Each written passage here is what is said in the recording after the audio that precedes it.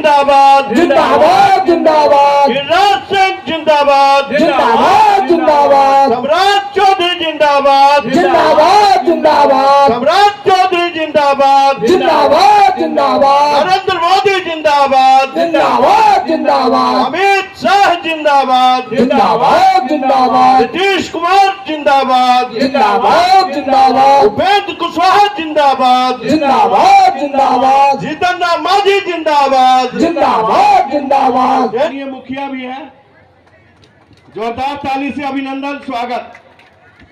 काफी प्रखंड जादू के उपाध्यक्ष रमन कुशवाहा जी सम्राट चौधरी जी का ऑन बर्थडे का स्वागत कर रहे हैं।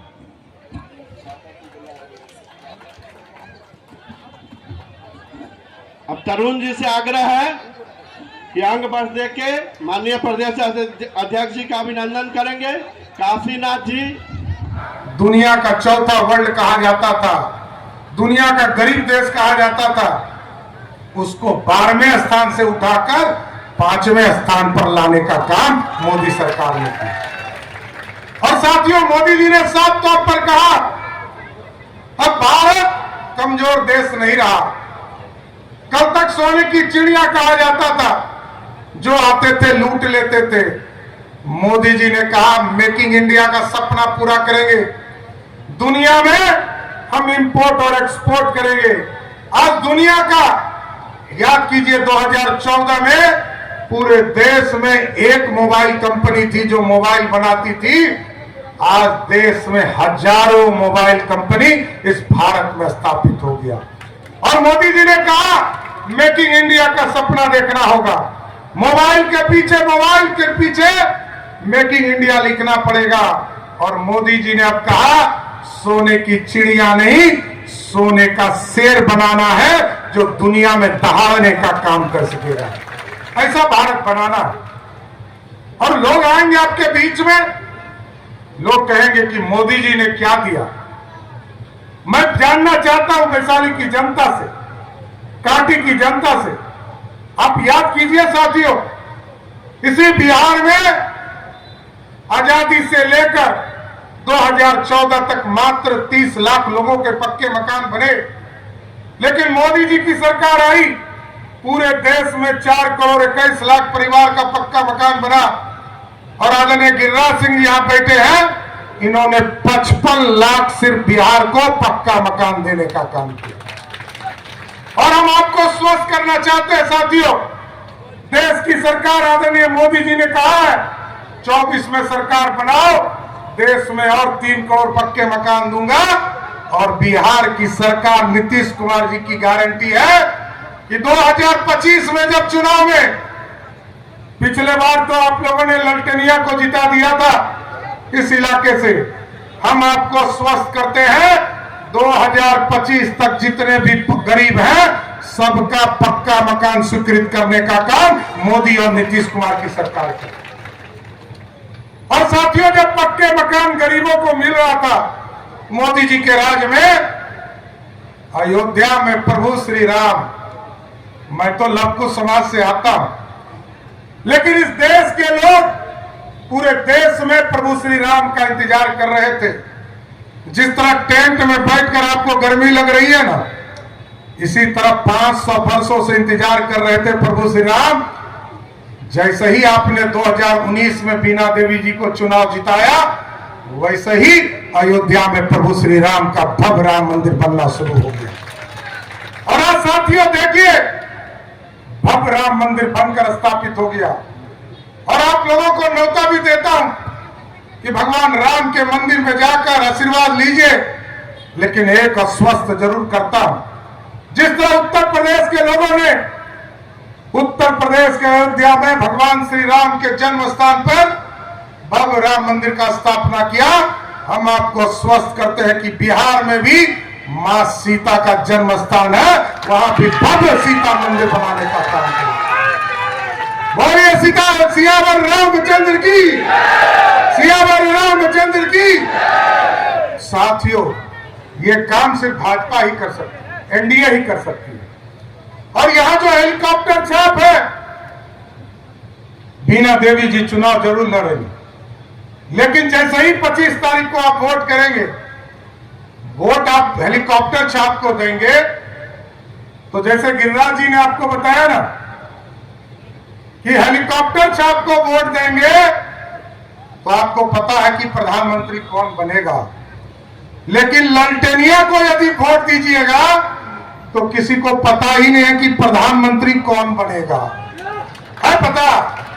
वो कैंडिडेट को भी नहीं पता होगा या उनके नेता लालू प्रसाद को भी नहीं पता हो। इसलिए जैसे ही आप 25 तारीख को वोट दीजिएगा तो जैसे ही यहां हेलीकॉप्टर छाप पर बीना देवी जी को वोट दीजिएगा, वैसे ही चिराग पासवान मजबूत हो जाएंगे। और जैसे ही चिराग पासवान मजबूत होंगे और 4 तारीख को रिजल्ट आएगा तो फिर लाल किला पर झंडा फहराने का काम मोदी सरकार करेगी। साथियों, मोदी सरकार 2014 में मोदी जी आए, मोदी जी ने कहा हम गांव गांव बिजली पहुंचाएंगे। पहुंचाने का काम किया कि नहीं किया? 2017 में हम लोगों ने नीतीश कुमार जी से समझौता किया और मोदी और नीतीश कुमार जी ने कहा हम घर घर बिजली पहुंचाएंगे। पहुंचा कि नहीं पहुंचा? पहुंचा कि नहीं पहुंचा? अब मोदी जी ने कहा है 2024 में वोट करो, गरीबों के बिजली बिल को सोलर युक्त बनाकर बिजली बिल को ही जीरो करने का काम मोदी सरकार करेगी। गरीबों की चिंता करने वाली सरकार है।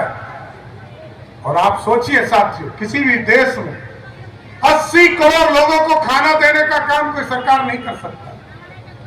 ठीक कहा गिरिराज जी ने, मोदी सरकार लगातार चिंता करता है गरीबों के खाने की। मोदी जी ने घर दिया, पानी दिया, मोदी जी ने शौचालय दिया।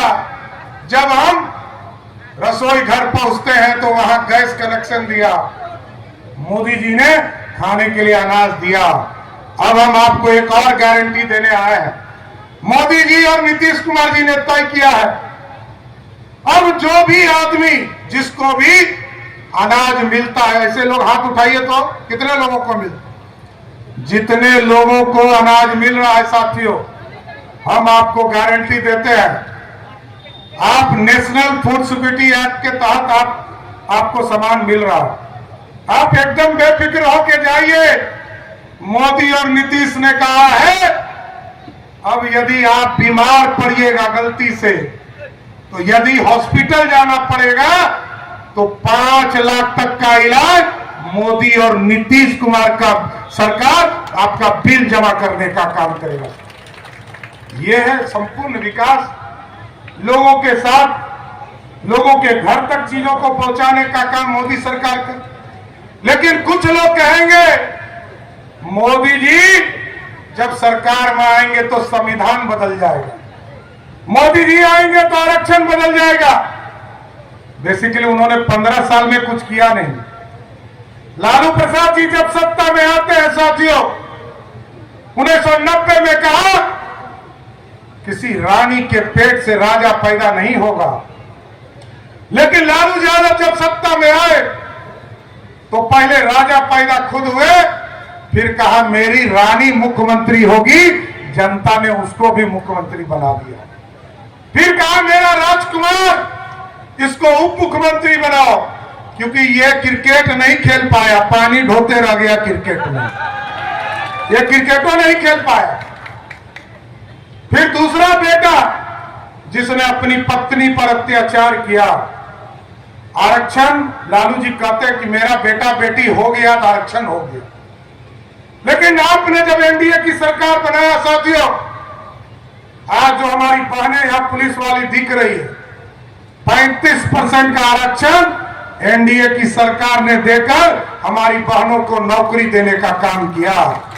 और 50% आरक्षण 2005 की सरकार जब बनी तो इस प्रदेश में महिलाओं को, चाहे वो निर्वाचन का चुनाव हो, चाहे वो मुखिया का चुनाव हो, वार्ड का चुनाव हो, 50% का आरक्षण दिया। अति पिछड़ों को 20% का आरक्षण दिया। दलित समाज, आदिवासी समाज को 17% आरक्षण देने का काम किया। और इस बार तो बीना जी जीत के जा रही है। अगली बार 40 सीट में 14 सीट पहले से रिजर्व हो जाएगा मोदी जी के आशीर्वाद से कि हमारी महिला ही देश में लोकसभा की सदस्य होके जाएगी। आप सोचिए, हम लोग काम करते हैं, मोदी जी काम कर रहे हैं देश के लिए, लेकिन लालू जी कहेंगे संविधान खतरे में है और उनके लिए आरक्षण बेटा बेटी है। बेटी हार गई चुनाव तो कहा कि इसको राज्यसभा से एमपी बना दो। आजकल एगो टूरिस्ट बेटी आई है कि सिंगापुर भाग के चली गई थी। जब बिहार में जंगल राज था साथियों, तो बिहार के लोग तो पलायन कर ही रहे थे, लालू प्रसाद के बेटा बेटी भी बिहार छोड़कर भाग गए थे। इसलिए हम आग्रह करने आए कि आप एक एक वोट हेलीकॉप्टर छाप पर बीना देवी जी को दे। मजबूत सरकार चुनना है। याद कीजिए, अभी यूक्रेन में बच्चे फंस गए थे और यूक्रेन में भारत के बच्चे जब फंस गए, बिहार के बच्चे फंस गए, मेडिकल और इंजीनियरिंग करने गए थे, तो भारत के बच्चे ने फोन किया मोदी जी को, मोदी जी हमको निकालो। मोदी जी ने पुतिन को फोन किया, रसिया के राष्ट्रपति को, और कहा कि युद्ध रोको। युद्ध रुक गया। ये मोदी का ताकत था, दुनिया में डंका बज रहा था और युद्ध रुक गया। भारत के बच्चे को निकलने के लिए सब पैकेज देने के लिए तैयार हो गए। यूक्रेन के राष्ट्र प्रधानमंत्री ने पूछा कि मोदी जी युद्ध तो रुक गया, अरे आपके बच्चे को पहचानूंगा कैसे? मोदी जी ने कहा, जिस बच्चे के हाथ में तिरंगा होगा वही भारत का बच्चा होगा। भारत के बच्चे तो निकले ही साथियों कि बांग्लादेशी और पाकिस्तानियों इसके बहाने निकल गया। अब सोचिए, यही है भारत। आज मोदी जी देश को बढ़ा रहे और देश की ताकत को बढ़ाने का काम कर रहे। इसलिए हम आग्रह करना चाहते और एकदम आश्वस्त करते हैं नौजवानों, ये जो रोजगार की चर्चा है, इसके पहले कभी चर्चा हुआ था क्या? आप याद कीजिए, लालू प्रसाद 1990 से लेकर 2005 तक बिहार के मुख्यमंत्री रहे। 1 लाख लोगों को भी नौकरी नहीं मिला बिहार में, लेकिन आदरणीय नीतीश कुमार जी और सुशील मोदी जी के नेतृत्व में जब सरकार 2005 से 2020 चला तो 7.5 लाख लोगों को नौकरी मिला। और आगे भी कांटी में प्रचार करने आऊंगा साथियों। और इस बार, पिछले बार आपने लालटेन जला दिया था, इस बार आपसे यहां एनडीए का प्रत्याशी जिताने आऊंगा। आपको आश्वस्त करता हूं कि 2025 के चुनाव में जब आऊंगा तो नीतीश कुमार जी ने जो घोषणा किया है 10 लाख सरकारी नौकरी, उस वादा को पूरा करके ही आपके बीच में वोट मांगने आऊंगा। इसलिए साथियों,